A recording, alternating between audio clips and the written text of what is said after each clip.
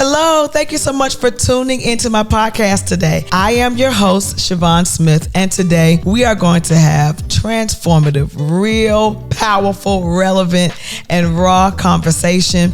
I am so glad that you've decided to come and sit at the table with me. So today at the table, I have a very special guest. I can say that he is a very handsome guest. He is someone very dear to me. He's my husband, and I would not have wanted anyone else to be my first guest outside of my husband, Cheyenne Smith. And today I want us just to share our journey and the transitions that we've had to go through in our 2 years of marriage, the ups, the downs, the changes, the adjustments that we've had to make. And I'm sure many of you can relate to, embracing something new. And embracing something new, it comes with having to make adjustments. It comes with having to leave things that you may be very familiar with, that you may be very comfortable with. It comes with most times even changing your thinking and changing habits that you've been used to making for years. You've done this cycle and over, and now somebody comes into your life and causes you to have to pivot. I can say that this man has come into my life and he has forced me, and not in an aggressive way, not in a demanding way, but through his love, he has forced me to pivot how I think, how I see things,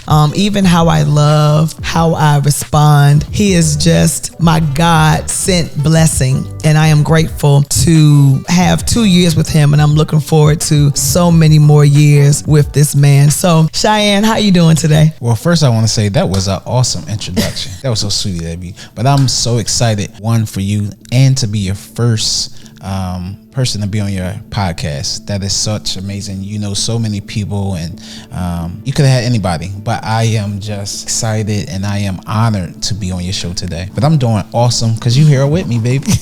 We're together. I'm nervous. Right before the podcast started, he's rubbing my thighs and he's like, baby, you got this. I'm proud of you. You could do it. And I just thank God for a man that reassures me, that encourages me, that pushes me. He always tells me, look, I'm your biggest fan. Ladies, you have to find a man that is going to root for you, that is going to push you, that makes you feel like you're the baddest woman in the room. I said, even if Halle Berry entered the room, he wouldn't even look twice, right? I wouldn't look twice, bro. Because he thinks that I'm the baddest girl in the world. It's her for me. You hear that? It's me for him. And it's him for me. So I wanted to just talk to you and have you share your feelings and just the things that you've had to do and things that you've had to change and things you've had to embrace in our 2-year span of marriage. When we met, you were just coming out of a traumatic experience. Yes. Where your former wife, your wife of almost 20 years, just passed away suddenly. And it actually happened in the bed beside you. Yes. If any of you have ever experienced death of a loved one or someone dear to you, that is impactful. And it takes sometimes years to get past the grief, to get past the memory and the thoughts of, somebody dear is no longer here. So I cannot imagine what those feelings were. I cannot imagine what was going through your head and the thoughts that you were having during that time where, your wife transitioned. What was that like for you? Well, first, to say that it was, you can't even have any words. You don't even know how to even psychologically think, how could this happen? What do I do? We have children. What are they thinking? They see this traumatic thing happening to their mother in this moment, and it was chaos, really. We woke up 3:30 in the morning in the middle of the night and she's unresponsive. So, as soon as that happens, it's like a panic, and we call 911 and, They tell me what to do to try to get her back and get her to the floor and start, pressing on her chest. And I'm doing everything I know how, but at the same time panicking, crying, screaming, and then the kids waking up to that. So that trauma part was just, again, no words. You can't even explain it. But we went through that not knowing that she was sick as she was. Once we get to the hospital and they tell me your wife is in critical condition, my heart just dropped. And I'm like, what you mean? We just walked around at the mall and you telling me she's in critical condition? So are you guys hearing this? You are going about your day like you normally would. Everybody's fine.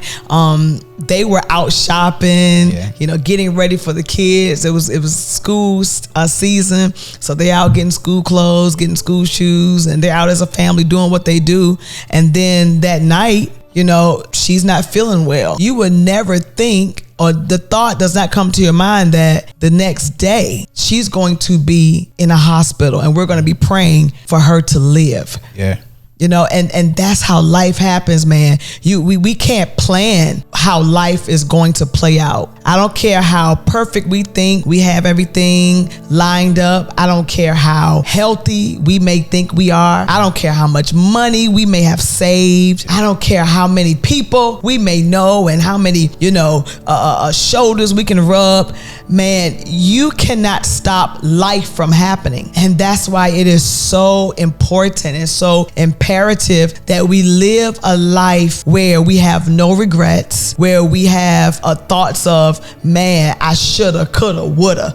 Really the saying, you need to live life to the fullest. That's a real thing. Every moment must be seized because we never know when it's going to be our last moment. So she's sick, and what happens? So from there, one of the first questions I asked myself, as a husband, as a protector, you want to make sure your wife is safe, your children are safe. And then they look for that security in you. But I questioned and said, heck, I couldn't keep her safe this time. I couldn't do nothing. It was out of my control. And that was something hard for me because I'm used to being that protector. I'm used to being that one that's going to step in and save, but it was nothing that I can do. I even questioned and said, what if I woke up 5 minutes earlier? Was there something I could do? Did I wake up on time? Did I hear her in time? So all those things going through my mind. And as we get to the hospital and they tell me she's critically sick, the only thing I can think of is like, I need my wife. Like, I just fell to the floor and screamed out. I'm like, I need my wife. My children need their mother. And as we went on, they transferred to another hospital and we get there and she coded out and they got her back. So she coded 2 times. They got her back and she's breathing. And he says to me, well, she coded 2 times at 15 minutes apart. And he said, it's probably nothing we can do. They have her on life support. He says, well, you need to make a decision, to take her off. We only can keep her on for a certain amount of time. And I said, well, if we keep her on, is that going to help? Or if I take her off, then how long will she live? He said, well, she'll probably live 45 minutes. And now making that decision and having to tell my children, your mom not coming home. I cannot imagine what that was like. You're dealing with your own pain of this experience that you never planned. You could never. It's your worst nightmare. And now you have to tell you all's children, hey, mommy is not coming back. Mommy is not coming home. How was that? That was probably the worst feeling and one of the hardest things I ever had to do, to come out and just to make that decision. But I knew I didn't want to see her keep, coding out and bringing her back and coding out and bringing her back. So I made the decision to say, all right, well, God, this in your hands. So I decided to take her off. I had everyone that's there. The hospital was packed with people, family, friends, ministry people. And we prayed and I said, God, if she's going to live, then now it's up to you. And he said, well, if she does live, she'll be a vegetable because, now she's kind of brain dead. And I took her off. 45 minutes went past and she was still breathing on her own. 2 hours passed. She's still breathing on her own. A whole day passed and she's still, so we like, all right, well, God, you showing us that, you're in control. So that was already a win, because they said 45 minutes, and it's been 24 hours. So now we getting people, all across the country that's praying, people that's dedicating their Bible studies and their Sunday morning services, to the Smith family. Social media, I never seen nothing like it. So many people supported us just during this time. And 48 hours go past. And we like, all right, God, well, you going to do something. She's still breathing on her own, when they told us it was only going to be 45 minutes. And once we got into the third day, they said, well, we're going to transition to hospice. And I remember as they transition her and we get there, the lady says to me, I'm going to clear the area for everybody. She said, because I've been doing this for 20 something years and your wife now is transitioning. Now we still believe in God. We still saying, God, you can turn this around. We actually have a prayer service for her on that night that they transferred her. And this was so crazy. People was in line. The church was so packed. People was outside. That's how packed. And the crazy thing about it was that it was even friends that I had that's Muslim faith, in the Muslim faith, that, they don't step inside the church. They said, we're going to a prayer meeting right then and there. Sometimes we look at the bad and not look at the good. That right there was a win too. Not just for me, but I'm talking about for the kingdom, because they were willing to come and say, we're going to pray with y'all. Because we need God to turn this thing around. And they had the prayer service. We get back and she begins, to move a little, and her eyes start twitching a little, and we like, oh God, you doing something. And the lady says, well, no, she's really transitioning. And she says, I want you to get into this bed with her, and I'm gonna clear everybody out, and she's waiting for you to release her. And I just began to boo-hoo. The whole place heard me in there. That's how loud I was. And I finally said, I release you to go. And I seen that tear drop, come down. And that night I stayed there with her through the night, and they come in, kept checking her. She was still breathing on her own. And then finally, 5:30 that morning, they came and said, your wife has passed. Now it's set in like, oh, this is reality. This is real. When I walk out of here, she's not coming home. with me. And that first day walking into the house, knowing she wasn't coming, was like so hard for me. And I just fell in my bed and again, just cried out loud. And my kids, I remember just coming over top of me, just holding me. It still makes me emotional now because, that's something I never would have thought would ever happen. Those 24 hours turned my life upside down. Yep. And it was to the point when I got out of that bed that morning when she passed, half of me died with her.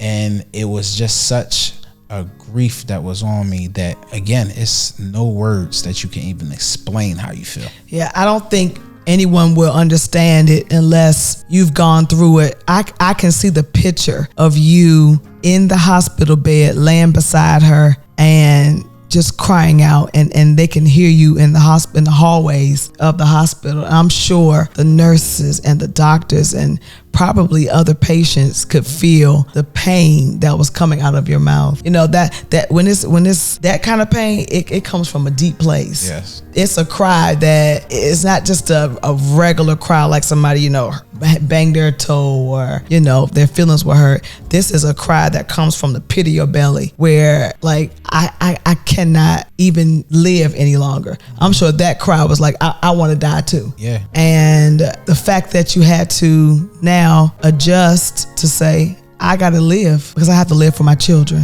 Yeah. You didn't have just one child, but here it is, 5 children that you all were raising together, and girls, one boy, but 4 girls. Yeah. Girls need their mom. Yes. And here you have girls of different ages, they're still learning, growing, and, finding themselves. And they were very close to their mother. Yes. From seeing their pictures, hearing their stories, hearing your stories, you guys were a pretty tight family. Yes. And to now have to adjust to is not, 6 of us anymore. It's just me and the kids. That was major. But with God's help, you've adjusted.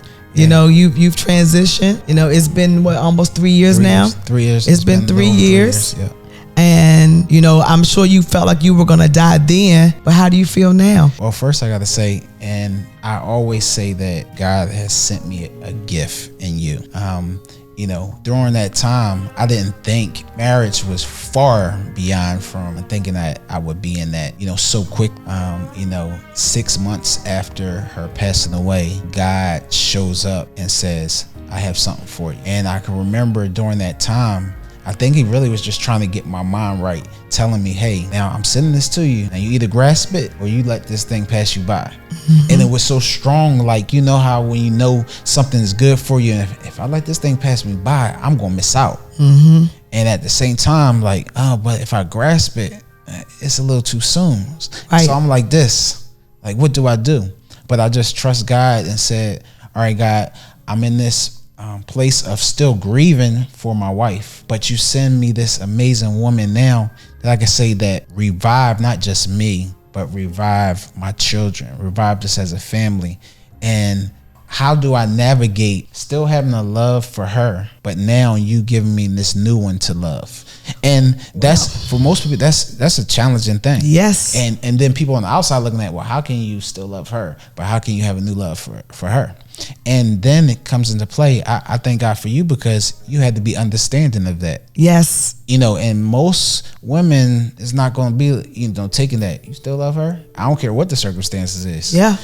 So God had to give me somebody. You say all the time, it matters who you marry. Yes. So he knew it had to be someone that could understand that, hey, he's still going through this grieving process. He still love. He still miss her. He still, I don't know, do he want to still be with her? But at the same time, knowing and trusting that God gave him a love for me. Right. And in time, he will turn your heart towards me. Yes. But I'm not going to try to force something to happen when I know it's going to happen in the right time. So that conversation will be for part 2.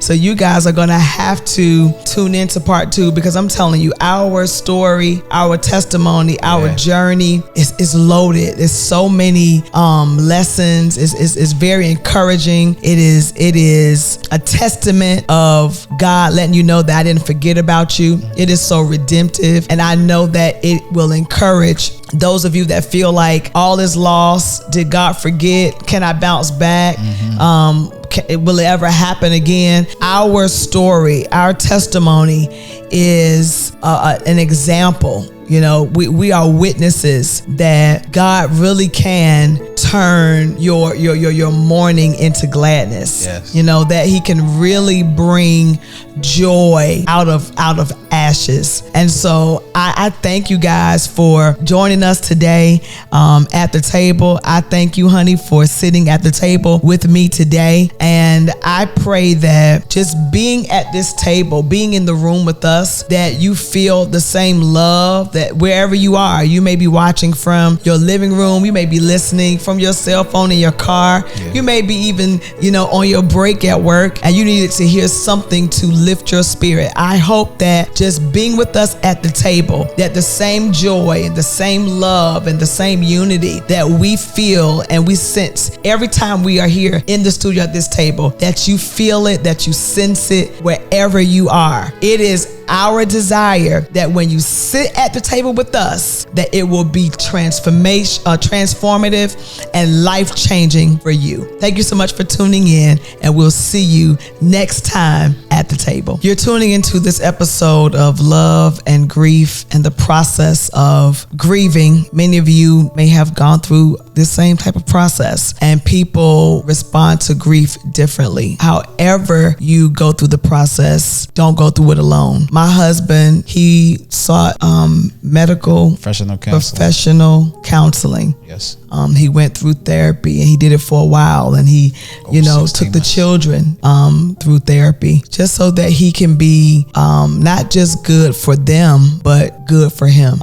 And because of that, him seeking the professional help, him being around those that he loved the most, people that brought him joy, having trusted voices in his life, pastor, family members, a mentor, friends, those that know you, know your heart, and are very patient with you and understanding. You need those type of people in your life during those times. And so I encourage you to cling to to those people. Seek the help that you need. You don't just want to stay alive or keep going for other people, but you owe it to yourself to keep living. There's so much purpose that you have to fulfill. There's so much more that you need to experience. There's so many people that need to be impacted by your life. And so you have to keep going. So I hope today that just hearing a part of our process, that it has encouraged you all to keep going.